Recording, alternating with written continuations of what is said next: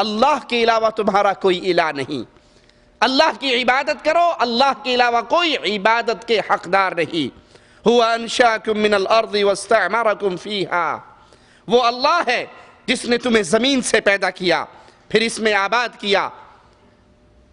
فاستغفروہ ثم توبوا الیہ، اس اللہ سے معافی مانگو، اس کی طرف توبہ کرو، اس کی طرف جھکو، اس کی طرف رجوع کرو، اپنے گناہوں کا اقرار کرو۔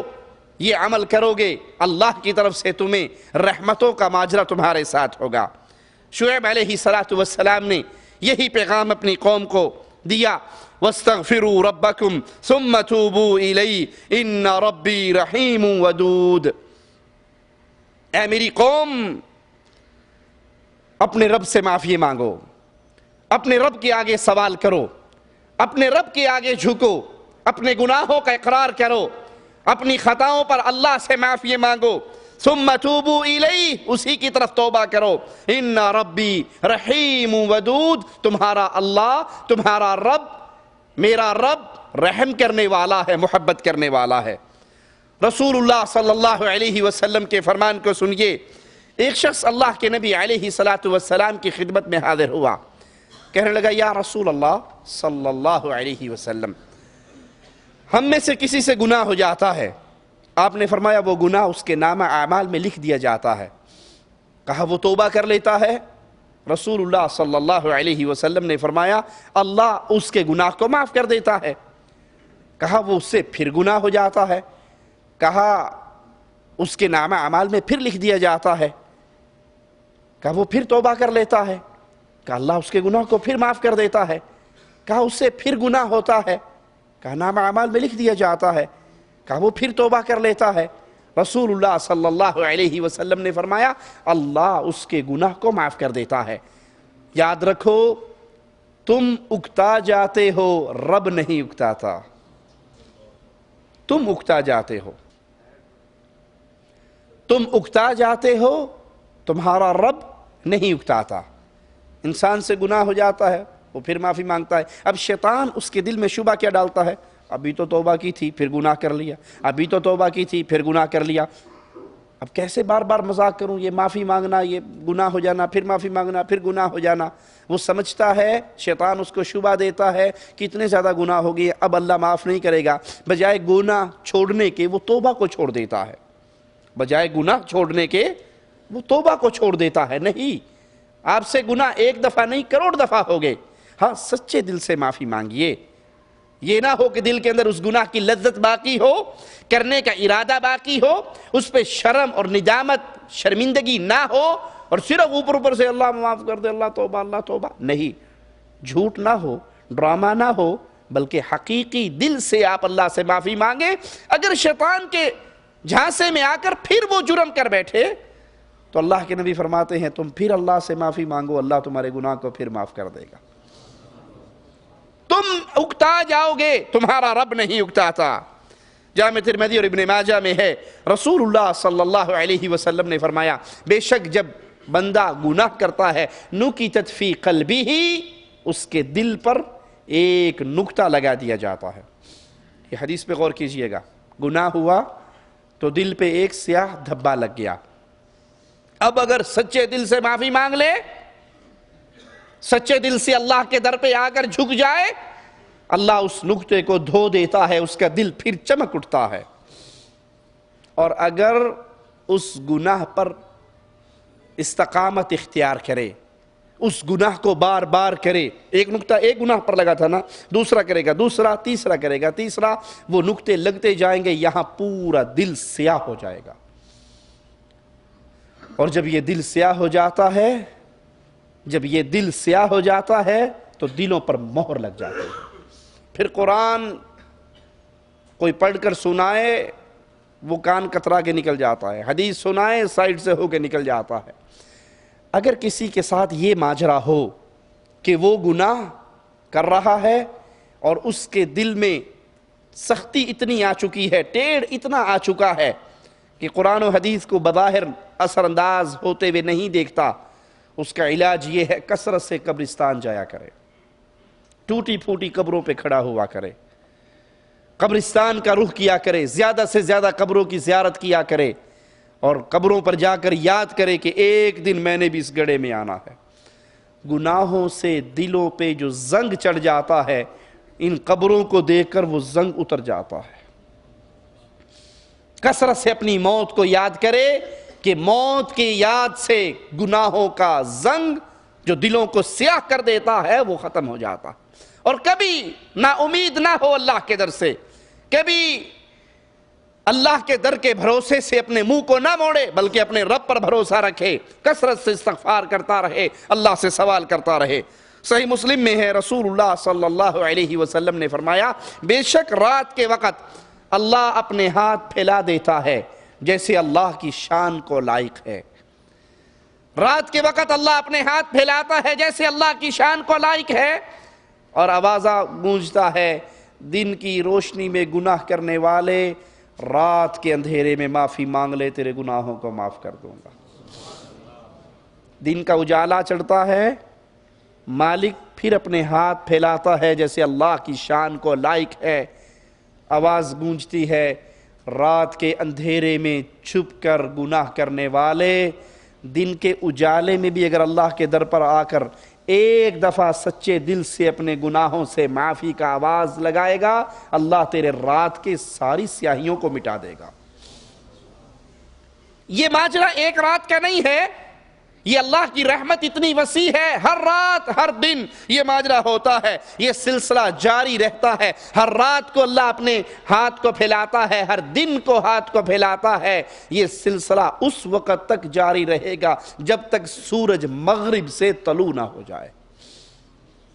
اب بھی کوئی انسان فرار کا راستہ اختیار کر سکتا ہے، گناہ ہو گیا، انسان ہے، لیکن اس گناہ کو عادت نہ بنائیے، فوراً اللہ کے در پہ آئیے، جھک جائیے، سوال کیجئے، معافی مانگیے۔ اللہ اتنا رحمان و رحیم ہے کہ تمہارے اس گناہ کو معاف کر دے گا۔ جامع ترمذی اور ابن ماجہ میں ہے، رسول اللہ صلی اللہ علیہ وسلم نے فرمایا، اب یہ حدیث سنیے اور دیکھیے پھر گناہوں سے معافی کے لیے اللہ نے کتنے عظیم خزانے ہمیں عطا کیے ہیں۔ ان اللہ یقبل توبۃ العبد ما لم یغرغر، جب تک روح یہاں آ کر نہ پھنس جائے، حلق میں روح نہ اٹک جائے، اس وقت سے پہلے انسان جب بھی اللہ کے در کو بجائے گا، اپنے گناہ پہ معافی مانگے گا، وہ اللہ کو معاف کرنے والا پائے گا۔ اللہ بندے کی توبہ قبول کرتا رہتا ہے، ہاں ایک وقت ہے جب توبہ قبول نہیں ہوگی، اور وہ وقت کیا ہے؟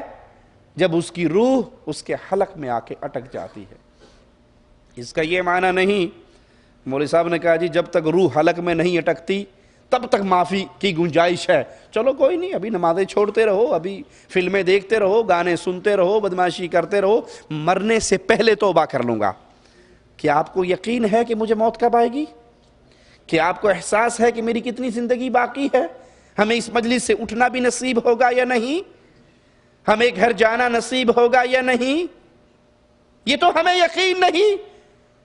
موت کے آثار کو دیکھے جب روح اس کے جسم سے نکلنا شروع ہو جائے اور اس وقت وہ کہے میں اب توبہ کرتا ہوں، یہ توبہ مردود ہے۔ ہاں گناہ ہو جائے اور اس کو احساس ہو اور وہ فوراً جھک جائے، یہ ماجرا اس کے ساتھ جتنی بار بھی پیش آئے وہ ہر بار سچے دل سے اللہ کے در پہ آ کر جھک جائے، معافی مانگ لے، اللہ ہر دفعہ کے گناہ کو معاف کر دے گا۔ مسند احمد میں ہے، عبداللہ ابن عباس رضی اللہ عنہما سے روایت ہے، ایک شخص مسلمان مرتد ہو گیا، شرک میں مبتلا ہوا، پھر اسے ندامت ہوئی، اس نے اپنی قوم کے لوگوں کے پاس پیغام بھیجا کہ جاؤ رسول اللہ صلی اللہ علیہ وسلم سے میرے لیے پوچھ کر آؤ کیا میرے لیے معافی ہے۔ مسلمان ہوا پھر مرتد ہو گیا، اب اس کو پھر ندامت ہوئی، اپنی قوم کو قاصد بنا کر کچھ لوگوں کو بھیجتا ہے رسول اللہ صلی اللہ علیہ وسلم کے دربار میں کہ میں توبہ کرنا چاہتا ہوں، معافی مانگنے چاہتا ہوں، دوبارہ مسلمان ہونا چاہتا ہوں، کیا میرے لیے گنجائش ہے؟ اس موقع پر قرآن حکیم کی یہ آیت نازل ہوئی، کیف یہدی اللہ قوما کفروا بعد ایمانہم وشہدوا ان الرسول حق۔ اللہ ان کو کیسے ہدایت دے؟ جو ایمان لانے کے بعد کافر ہوئے، جبکہ وہ گواہی دے چکے تھے کہ یہ رسول برحق ہیں صلی اللہ علیہ وسلم۔ وَجَاءَهُمُ الْبَيِّنَاتِ، ان کے پاس واضح دلائل نشانیاں آ چکی تھی۔ وَاللَّهُ لَا يَهْدِي الْقَوْمَ الظَّالِمِينَ، اور اللہ ظالم قوم کو ہدایت نہیں دیا کرتا۔ أُولَئِكَ جَزَاؤُهُمْ أَنَّ عَلَيْهِمْ لَعْنَةَ اللَّهِ وَالْمَلَائِكَةِ وَالنَّاسِ أَجْمَعِينَ، ان لوگوں کی سزا یہ ہے، ان پر اللہ کی، فرشتوں کی اور تمام انسانیت کی لعنت برستی ہے۔ ہمیشہ اس لعنت میں گرفتار رہیں گے، ہمیشہ اس لعنت میں گرفتار رہیں گے۔ ان سے نہ تو عذاب ہلکا کیا جائے گا اور نہ انہیں مہلت دی جائے گی۔ اس گناہوں پر جب سزا مل جاتی ہے، جب اگلا جہاں قائم ہو جائے گا، پھر واپسی امپاسبل ہے، واپسی ناممکن ہے، مستحیل ہے۔ بندہ وہاں روئے گا، پیٹے گا، کہے گا اللہ ایک چانس، ایک سپلی۔ دنیا کے ہر امتحان میں چانس مل سکتا ہے، آخرت کے امتحان میں کوئی چانس نہیں ہے۔ اس امتحان کے آنے سے پہلے تیاری کر لو، اس امتحان کے قائم ہونے سے پہلے اپنے ماجرے کو اپنے رب کے ساتھ صاف کر لو۔ یہ لعنت میں گرفتار رہیں گے، نہ عذاب ان کا ہلکا ہوگا، نہ انہیں مہلت ملے گی۔ إِلَّا الَّذِينَ تَابُوا مِن بَعْدِ ذَلِكَ وَأَصْلَحُوا فَإِنَّ اللَّهَ غَفُورٌ رَحِيمٌ، ہاں جنہوں نے اس کے بعد توبہ کی، اپنی حالت درست کر لی، اللہ بخشنے والا نہایت مہربان ہے۔ چنانچہ اس انسان کو پیغام دیا گیا کہ اگر تو توبہ کر لے، اپنے احوال کو صحیح کر لے، تو تیرے لیے موقع ہے۔ وہ آیا، توبہ کی، مسلمان، اور اللہ نے اس کے گناہوں کو معاف کر دیا۔ ترمذی اور ابن ماجہ میں ہے، رسول اللہ صلی اللہ علیہ وسلم نے فرمایا کل بنی آدم خطاء، آدم کا ہر بیٹا غلطی کا پتلا ہے، اس سے غلطی ہوتی ہے، لیکن وخیر الخطائین، غلطی کرنے والوں میں بہتر کون ہے؟ اللہ کی رحمت دیکھو کتنی عظیم ہے۔ کبھی آپ نے سنا کسی نے کہا چوروں میں اچھا چور کون ہے، ڈاکوؤں میں اچھا ڈاکو کون ہے، بدکاروں میں اچھا بدکار؟ بھی گناہ گار اور اچھا؟ لیکن اللہ کی رحمت پہ قربان جاؤں، مالک فرماتا ہے آدم کا بیٹا غلطی کا پتلا ہے، لیکن بہترین آدمی وہ ہے ان غلط کاروں میں جس سے غلطی ہو جائے تو فوراً توبہ کر لے۔ ان سے غلطی ہو جائے، یہ اس غلطی پہ قائم نہ رہیں، اس گناہ پر استمرار کا راستہ اختیار نہ کریں، ڈٹ نہ جائیں، ڈھیٹ نہ بنیں۔ دوسرے معنی میں اگر کہیں فلم دیکھ لی، احساس ہوتے ہی اللہ سے معافی مانگ لے، ڈش انٹینے کی لعنت کو اپنے گھر پہ نہ سجائیں۔ کہیں گانے کان میں پڑ گئے، دل ادھر ہو گیا، احساس ہونے پہ فوراً معافی مانگیں۔ گانوں کی سیڈیز خرید کے اپنی گاڑی میں نہ لگائیں۔ کسی دوست نے دھوکے سے شیطان کے جھانسے ملا کے سگریٹ پلا دی، پان کھلا دیا، بیڑی کھلا دی، نسوار کھلا دی، احساس ہوتے ہی معافی مانگیں، لیکن ڈبی پوری پیکٹ خرید کے گھر میں اس گناہ پر استمرار نہ کریں۔ کچھ لوگوں نے داڑھی رکھی ہوئی ہوتی ہے، پھر بیگم کے چکر میں آ کے کسی اور مصیبت میں پھنس کے وہ داڑھی چھوٹی کر لیتے ہیں، کاٹ لیتے ہیں، موڑ لیتے ہیں۔ ان سے کوئی دیندار بندہ پوچھے یہ کیا کیا؟ نائی کول وال کٹان گیا سا تے کینچی لگ گئی۔ تو کینچی صرف داڑھی پہ کیوں لگی؟ تیرا کان کیوں نہیں کاٹ دیا اس کینچی نے؟ کہیں اور کیوں نہیں لگ گئی؟ مان لی آپ کی بات کہ کینچی لگ گئی، مسٹیک سے، غلطی سے مسٹیک ہو گئی ہے، مان لیا، لیکن ایک دفعہ لگی نا، اب یہ کینچی مستقل تو نہ لگاؤ، اگلی بار تو توبہ کر لو۔ ایک دفعہ آپ سے غلطی ہو گئی، مان لیا، شیطان کے جھانسے میں آ گئے، اب سارا آپ نے نزلہ نائی کے سر پہ گرا دیا کہ اس کی غلطی سے کینچی لگی ہے۔ ایک دفعہ لگی، اب اس حالت پہ باقی تو نہ رہو، اپنے رب کے دربار میں آؤ، اللہ سے معافی مانگو۔ بہترین بندہ وہ بندہ ہے جس سے گناہ ہو جائے وہ فوراً اللہ کے دربار میں توبہ کرے۔ توبہ کرنے والوں سے اللہ کیسے راضی ہوتا ہے؟ صحیح بخاری کی یہ روایت سنیے، رسول اللہ صلی اللہ علیہ وسلم نے فرمایا اللہ اپنے بندے کی توبہ سے اس شخص سے بھی کہیں زیادہ خوش ہوتا ہے۔ جو شخص سفر پہ جا رہا، اونٹنی سواری اس کے ساتھ ہے، اس کا کھانا، اس کا پینا، اس کا راستے کا ذات، وہ سارا اس سواری پہ رکھا ہوا ہے۔ یہ ایک جگہ پہ آرام کرنے کے لیے سو جاتا ہے، جب سو جاتا ہے اٹھتا ہے آنکھ کھلتی ہے دیکھتا ہے سواری غائب ہو گئی ہے۔ اونٹنی رسہ چھڑا کر رسہ توڑوا